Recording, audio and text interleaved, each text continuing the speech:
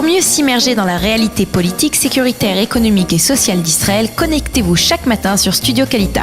Daniel Haïk vous y attend pour sa revue de la presse. 8h30 à Jérusalem, 7h30 à Paris, c'est l'heure de la revue de la presse et des médias israéliens sur Studio Kalita et sur Radio J. Et c'est par des extraits, des poèmes écrits par Ori Ansbacher que nous commençons cette revue de la presse et le Yediot Ahronot qui publie les poèmes, des poèmes écrits par cette jeune fille qui a été tuée jeudi après-midi par un Palestinien tout près de Jérusalem. Et ces poèmes, ces mots prennent une autre dimension après sa disparition, comme vous allez vous le constater dans un instant. Quelques semaines avant sa mort, Ori Ansbacher écrit dans un petit cahier des poèmes « Fais que ton monde soit un monde de paix, une paix éternelle, une paix inconnue ». Un poème qui se continue et qui termine par ces terribles mots « Fais la paix avec toi-même », conclut Ori. C'est le journal, ajoute le Yediot Ahronot de Ori, qui a été trouvé par les amis de cette jeune fille dans la chambre où elle vivait, où elle faisait son service civil. Un cahier qui a été remis à la famille d'Ori Ansbacher et qui a donc décidé ce matin de publier ses poèmes dans le Yediot Ahronot. Le meurtre d'Ori Ansbacher est un acte terroriste, c'est ce que nous apprend ce matin Israël Hayom. Cette annonce a été faite aussi par le Premier ministre israélien à la famille de la victime lors de leur visite hier soir. En effet, le Premier ministre Benjamin Netanyahu était accompagné de sa femme Sarah lors de cette visite qui a eu lieu dans la famille Ansbacher à Tkoa. Le quotidien publie une photo du couple en visite donc chez la famille Ansbacher. Le Haaretz ajoute qu'au cours de son interrogatoire, le terroriste palestinien a reconnu avoir tué la jeune fille pour des raisons nationalistes. Je rappelle que Ori, 19 ans, avait été retrouvée près de Jérusalem avec des signes très violents sur son corps. Elle avait été enterrée dans son village à Tkoa, à quelques kilomètres de Jérusalem, vendredi après-midi. Le Israël Hayom nous rappelle que c'est un Palestinien qui donc a tué Ori Ansbacher, un Palestinien origine de Hebron qui a été arrêté dans la nuit de vendredi à samedi par les services de sécurité et par le Shabak israélien. Hier, c'est une citation reprise ce matin par le Yediot Ahronot, une déclaration faite hier par le père de Ori Ansbacher, un Palestinien proche du Hamas qui sort de chez lui avec un couteau, le fait dans le but de tuer. C'est ce qu'avait déclaré le père de Ori Ansbacher, qui avait réclamé que le crime de sa fille soit reconnu comme un attentat terroriste.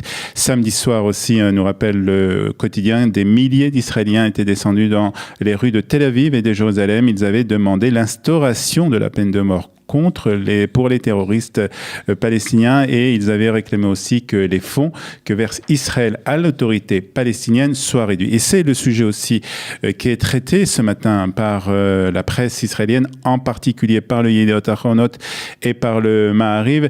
Une annonce qui a été faite hier par Benjamin Netanyahu lors du Conseil des ministres. En effet, il a annoncé son intention de réduire à partir de la semaine prochaine les fonds qui sont versés aux Palestiniens. Je vais réunir le cabinet la semaine prochaine et nous ferons passer la décision nécessaire pour réduire ces transferts. Que personne n'ait le moindre doute, cela sera fait la semaine prochaine. Déclaration reprise ce matin par le Yediot Ahronot. Un texte qui permet à Israël de soustraire les sommes octroyées par l'autorité palestinienne aux détenus palestiniens de l'argent qu'Israël verse au titre des taxes prélevées sur les biens destinés au territoire palestinien a déjà été voté par la Knesset. C'est ce que nous rappelle ce matin le journal Haaretz. Une loi votée à la Knesset mais qui n'a jamais été appliquée. Nous signale ce matin le Yediot Ahronot. Selon un député israélien qui est à l'origine de cette loi, l'autorité palestinienne verse 330 millions de dollars par an aux familles des terroristes palestiniens qui sont détenus par Israël ou qui ont été tués après avoir mené des actions terroristes contre des Israéliens. Cela représente, nous dit le Yediot Ahronot, 7% du budget annuel de l'autorité palestinienne. Autre sujet à la une de la presse israélienne ce matin, c'est les élections primaires qui ont lieu au Parti travailliste sur fond d'une chute dans les sondages. Le Parti travailliste organise des élections primaires aujourd'hui. C'est le titre ce matin du Maariv pour nous annoncer donc la tenue de ces élections aujourd'hui. Le Maariv ajoute que plus de 60 000 membres sont appelés à choisir les membres de la liste pour la prochaine Knesset.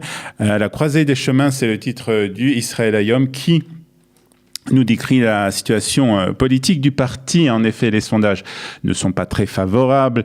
Fait remarquer le Israël Hayom, il prévoit entre 4 et 6 sièges pour ce parti.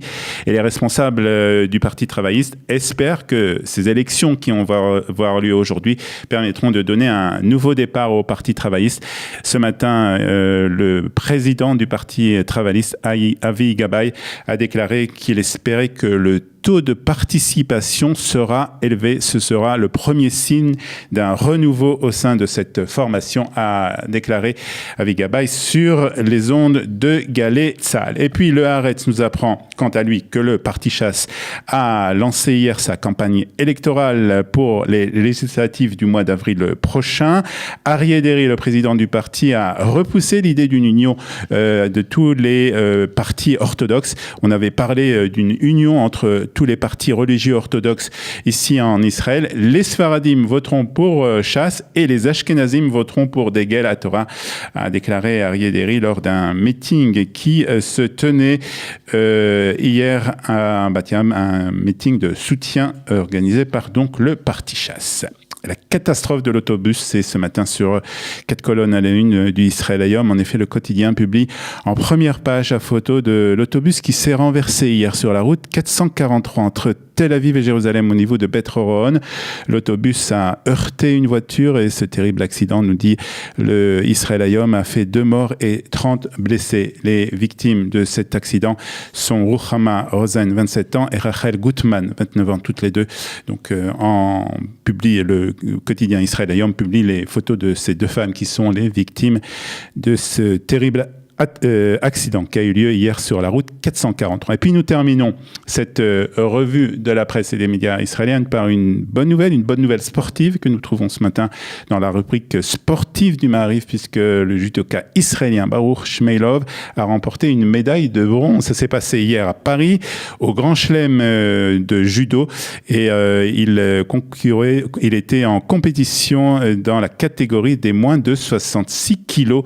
Une nouvelle victoire pour le judo israélien qui se porte très bien, écrit ce matin le Maariv. Voilà, c'est la fin de cette revue de la presse et des médias israéliens sur Studio Kalita et sur Radio J.